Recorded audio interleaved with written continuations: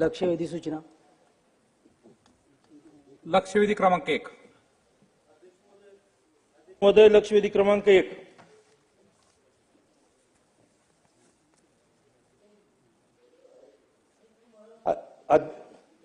वितरित केल्याप्रमाणे अध्यक्ष महोदय, ही लक्षवेधी अत्यंत महत्वाची लक्षवेधी आहे.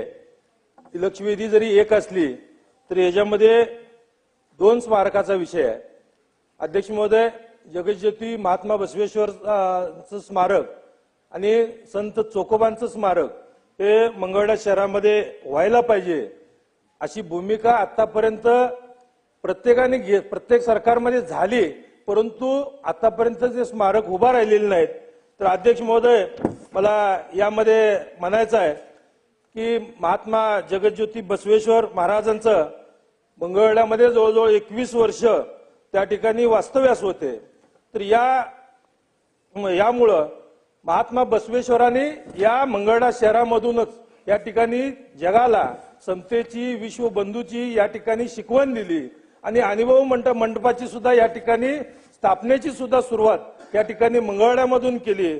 अध्यक्ष महोदय, यामुळं मी आज या ठिकाणी मंगळवेढा शहरामध्ये महात्मा बसवेश्वरांचं आंतरराष्ट्रीय दर्जाचं एक स्मारक व्हायला पाहिजे असं या निमित्तानं आपल्या मार्फत सरकारला मांडू इच्छितो. शिवाय दुसरा विषय म्हणजे अध्यक्ष महोदय की संत चोकोबांचं स्मारक सुद्धा या ठिकाणी व्हायला पाहिजे.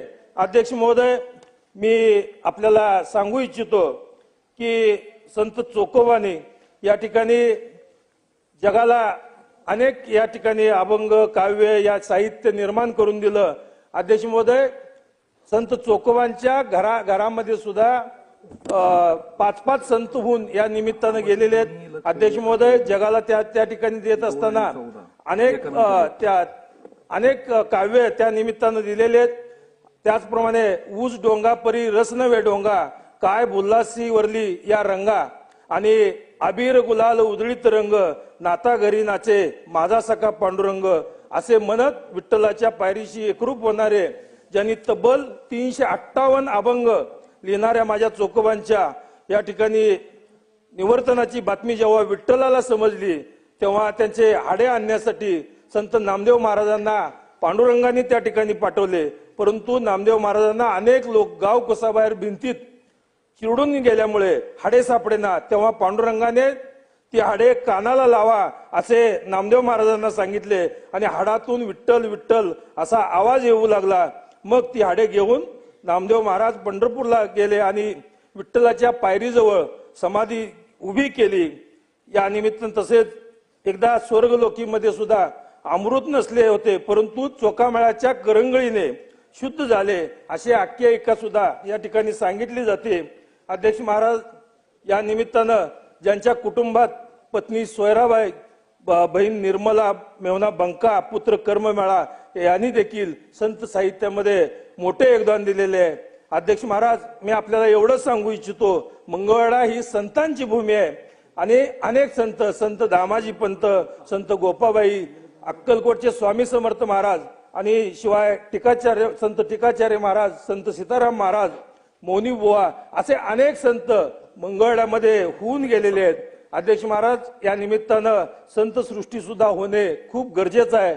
यामुळे अध्यक्ष महाराज, मी आपल्याला स्पेसिफिक प्रश्न विचारू इच्छितो की या अधिवेशन संपण्याच्या आत जगज्योती संत महात्मा बसवेश्वर महाराज यांच्या स्मारकाचा जो प्रस्ताव शासनाकडे प्रलंबित प्रस्ताव आहे, या प्रस्तावास तातडीने मंजुरी देऊन आवश्यक निधी उपलब्ध करून येत्या 26 एप्रिल रोजी जगज्योती महात्मा बसवेश्वर महाराजांच्या जयंती निमित्त याच दिवशी भूमिपूजन करणार काय? आणि दुसरा प्रश्न अध्यक्ष महोदय, या अधिवेशन संपण्याच्या आत संत चोकोबांच्या स्मारकाचा प्रस्ताव मागून त्यावर सुद्धा निधी टाकण्यात येईल का? हा माझा 2 प्रश्न आहेत. अध्यक्ष महोदय, हे झाल्यानंतर मी दुसरं विचारतो, परत मला संधी द्यावी. अध्यक्ष महोदय, माननीय सदस्य आवताडे साहेबांनी जगज्योती बसवेश्वर महाराज स्मारकाचा विषय या लक्षवेधीच्या माध्यमातून सभागृहाच्या समोर आणलेला. या बसवेश्वर महाराजांचं स्मारक झालं पाहिजे अशा पद्धतीची अनेक सदस्यांची मागणी गेल्या अनेक वर्षापासूनची आहे. 2017 साली मंगळवेढा सोलापूर येथे जगज्योती बसवेश्वर महाराजांचे स्मारक उभारण्यासाठी पालकमंत्री मोदयांच्या अध्यक्षतेखाली 23 सदस्यांची समिती गठीत केली होती. त्यानंतर 2018 साली पालकमंत्र्यांच्या अध्यक्षतेखालच्या समितीनेच कृषी विभागाच्या जागेवर बसवेश्वर स्मारक व कृषी पर्यटन यासाठी एकत्रित 95 कोटीचा प्रस्ताव तयार केला होता. आणि तो प्रस्ताव तयार केल्यानंतर हा प्रस्ताव वित्त नियोजन विभागाच्याकडे बैठक झाली आणि त्या बैठकीतून मंत्री महोदयांच्या अध्यक्षतेखाली वित्त नियोजन मंत्र्यांच्या अध्यक्षतेखाली बैठक झाली आणि तो प्रस्ताव 25 कोटीपर्यंत स्मारक करण्याच्या सूचना त्या बैठकीमध्ये देण्यात आल्या. पुन्हा 2019 साली 25 कोटीच्या मर्यादेमध्ये जो प्रस्ताव प्राप्त झाला त्या प्रस्तावाला उच्च अधिकार समितीसमोर ते प्रस्ताव मांडला. पुन्हा तो प्रस्ताव समितीने फेरसादर करण्याची सूचना केल्या.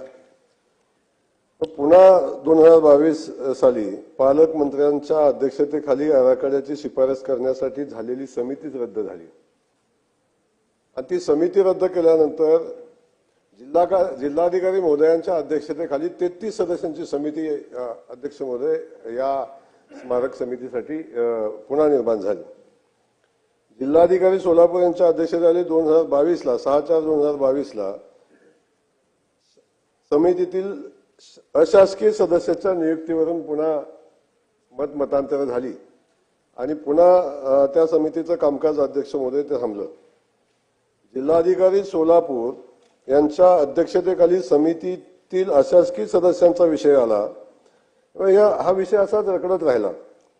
पुन्हा 15/7/2022 रोजी मुख्यमंत्री सचिवालयाने या संदर्भात बैठक घेण्यासाठी माहिती मागवली पण अजून काही बैठक झाली नाही असं सध्याची परिस्थिती आहे. हे स्मारक झालं पाहिजे. सगळ्या समाज बांधवांचा आणि सगळ्या जनतेचा खास करून मंगळवेढा परिसरातल्या आणि सोलापूर जिल्ह्यातल्या जनतेची मागणी हे स्मारक झालं पाहिजे अशा पद्धतीची आहे. पण हे स्मारक होत असताना आता सन्माननीय सदस्य महोदयांनी सांगितलं की अधिवेशन संपायच्या आत याची मंजुरीने पैसे देऊन भूमिपूजन करा. पण अजून जागेची निश्चिती नाही.